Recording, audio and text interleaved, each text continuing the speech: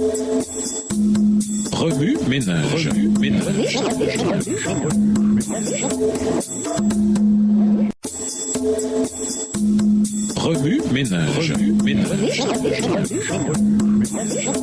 Bienvenue dans votre émission Remue ménage. Nous voilà la leçon de mardi. Investiguer. En quoi les passages suivants nous aident-ils à mieux comprendre Matthieu 26, les versets 36 à 56. Récit parallèle de Gethsémane. Lisons Marc 14, versets 32 à 52, Luc 22, versets 39 à 53 et Jean 18, versets 1 à 11. Marc 14 et versets 32 à 52, ils allèrent ensuite dans un lieu appelé Gethsémane et Jésus dit à ses disciples, « Asseyez-vous ici pendant que je prierai. » Il prit avec lui Pierre, Jacques et Jean, et il commença à éprouver de la frayeur et des angoisses. Il leur dit, « Mon âme est triste jusqu'à la mort, restez ici et veillez. » Puis, ayant fait quelques pas en avant, il se jeta contre terre et pria que, s'il était possible, cette heure s'éloignât de lui. Il disait, « Abba Père, toutes choses te sont possibles, éloigne de moi cette coupe. Toutefois, non pas ce que je veux, mais ce que tu veux. » Verset 37. Et il vint vers les disciples qu'il trouva endormis, et il dit à Pierre, « Simon, tu dors, tu n'as pas pu veiller une heure. Veillez et priez afin que vous ne tombiez pas en tentation. L'esprit est bien disposé, mais la chair est faible. » Il s'éloigna de nouveau et fit la même prière. Il revint et les trouva encore endormis, car leurs yeux étaient appesantis, et ils ne surent que lui répondre. Il revint pour la troisième fois et leur dit, « Dormez maintenant et reposez-vous. C'est assez, l'heure est venue. Voici le Fils de l'homme est livré aux mains des pécheurs. » Verset 42.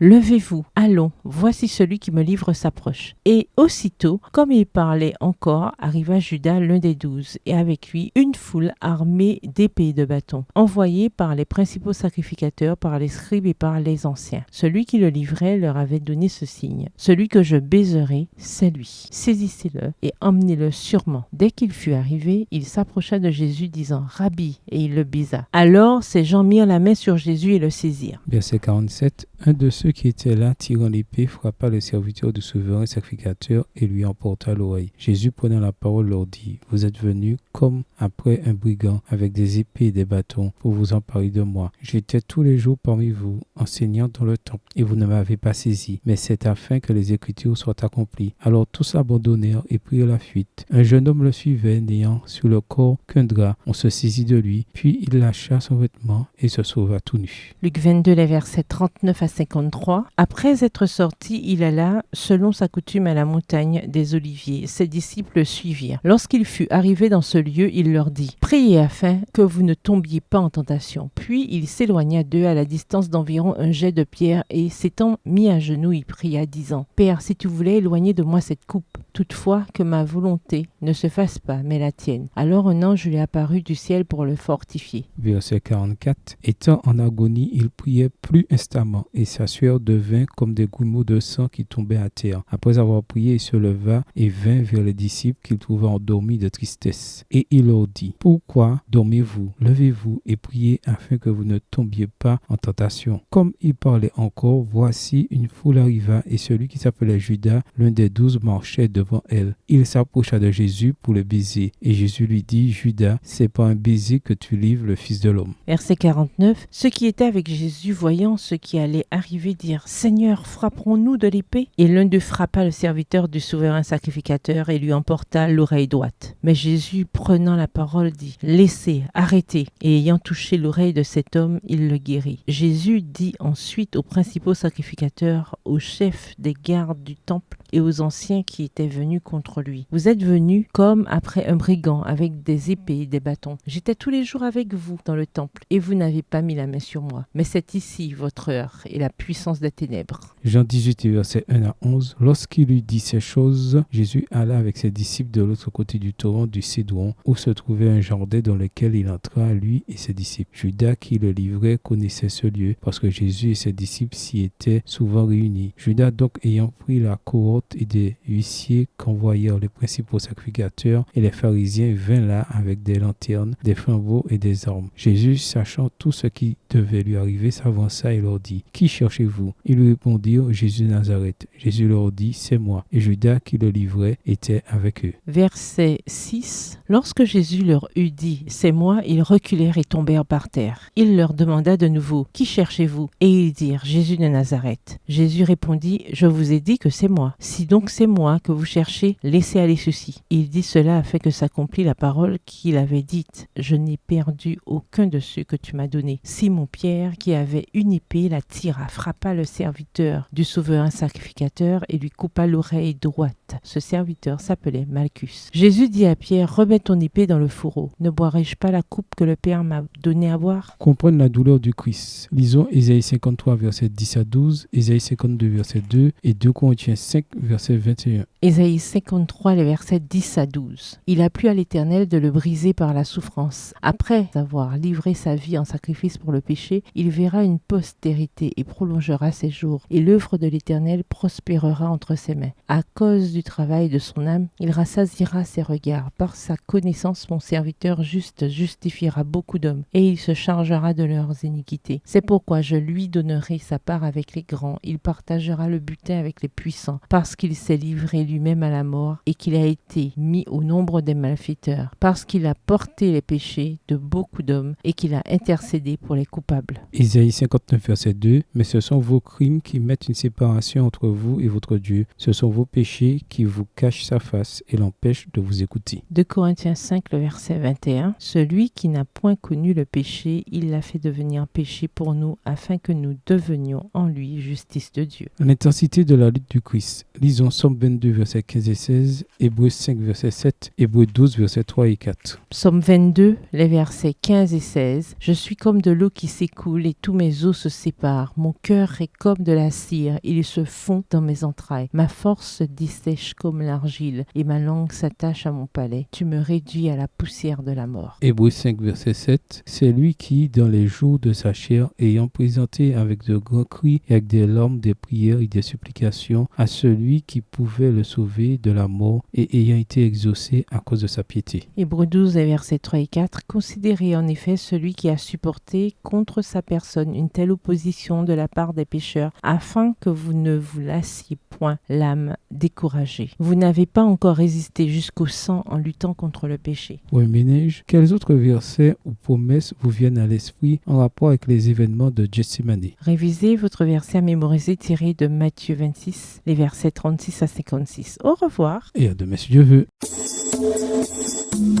Remue ménage. Remue ménage.